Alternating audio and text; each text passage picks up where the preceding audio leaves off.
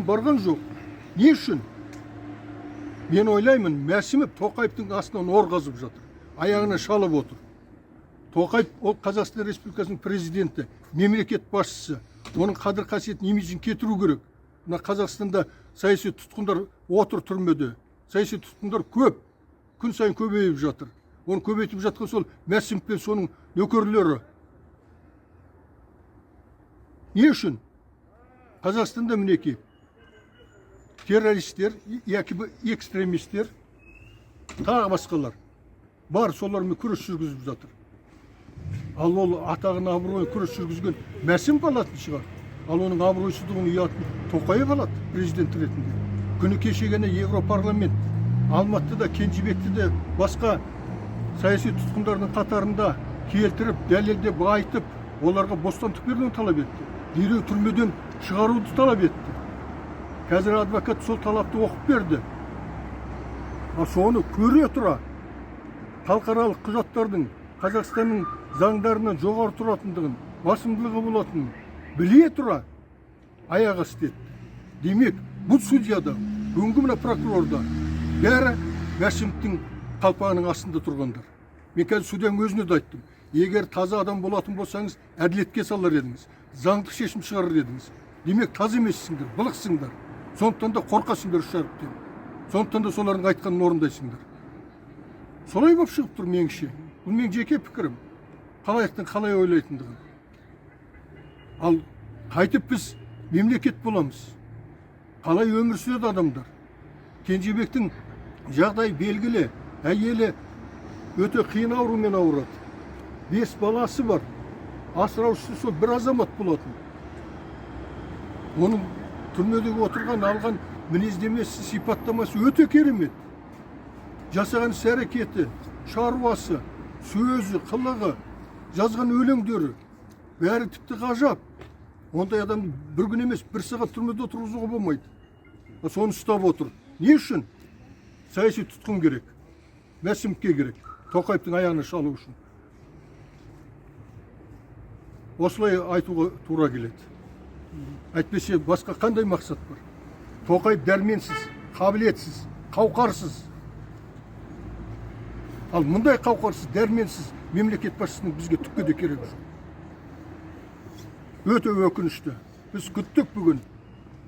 Қанша әділетсіз, қиянатшыл болса да, заңсыздыққа барса да, дәл бүгінгі күні босатады деп. Өйткені босатпақ ешқандай негіз жоқ еді. Соның өзінде босатқан жоқ. Өңкей бейшаралар, қалт-құлт етіп отырған, қалпақтың астында тұрғандар.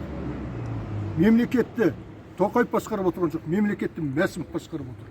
Қашанғы басқарады, оны бір Құдай біледі.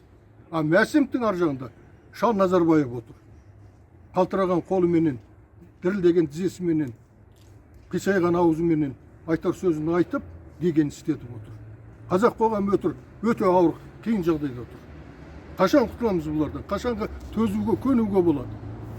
Бұлар әділет үшін, жақсылық үшін, шындық үшін күрескен азаматтар. Елді, жерді қорғаған азаматтар. Қытайдың экспансиясына қарсы шыққан азаматтар. Кенжебекте, Алматыда. Сол үшін мінеки түрмеде отыр. Бұл үлкен саяси қателік. Осындай патриоттарымызды, осындай күрескерлерімізді түрмеге тығып, тұқыртатын болсақ, одан кім үлгі алады? Кімге сабақ? Елді, отанды кім қорғайды? Жаңағы миларына шөбесіп кеткен майор прокурор ма? Ол не, 72-70 статьяны білмеп пе? Қарсылық келтірсе, неге соны келтірмеді?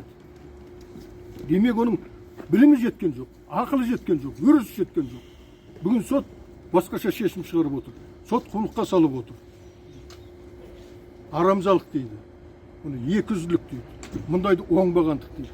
Осылардан елді тазартуымыз керек. Неотбытой части наказания нашего народного поэта, политзаключенного Абишева Кенжебека. И суд ссылался на то, что на статью 72 о том, что его статья, по которой он осужден, относится к экстремистской организации, что он не способствовал раскрытию его соучастников других преступлений. Однако понятно, что суд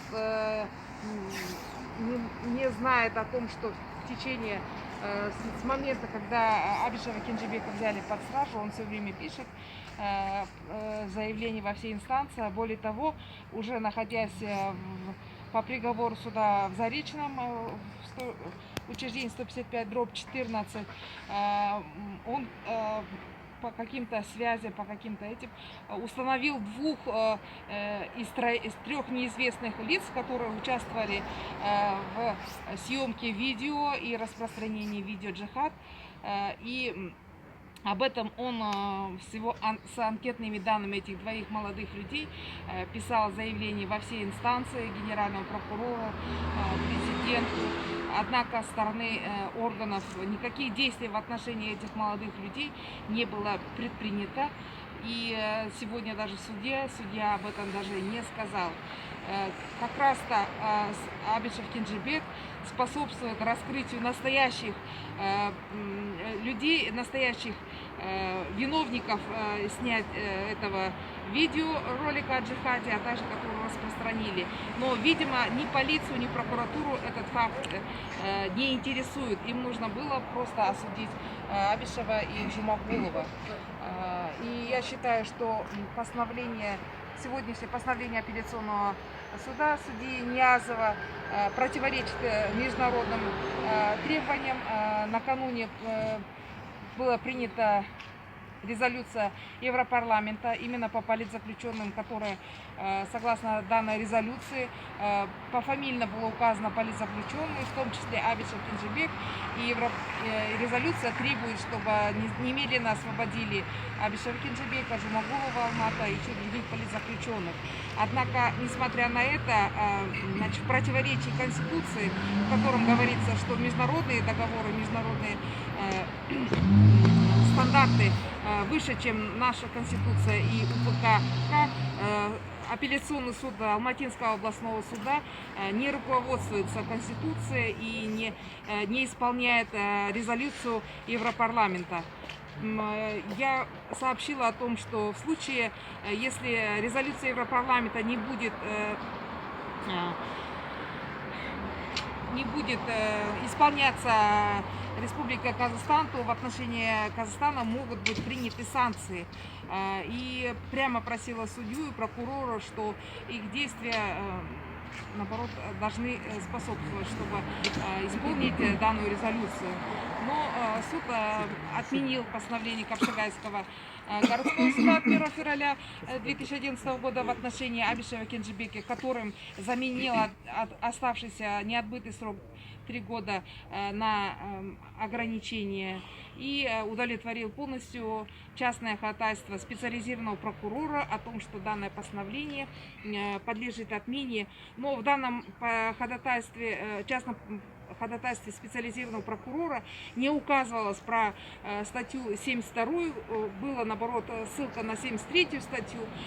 Получается, суд вышел за пределы данного ходатайства, сослался на те нормы, которые не были указаны в частном ходатайстве прокурора. То есть суд был заинтересован, чтобы Абишев Кенжебек остался под стражей.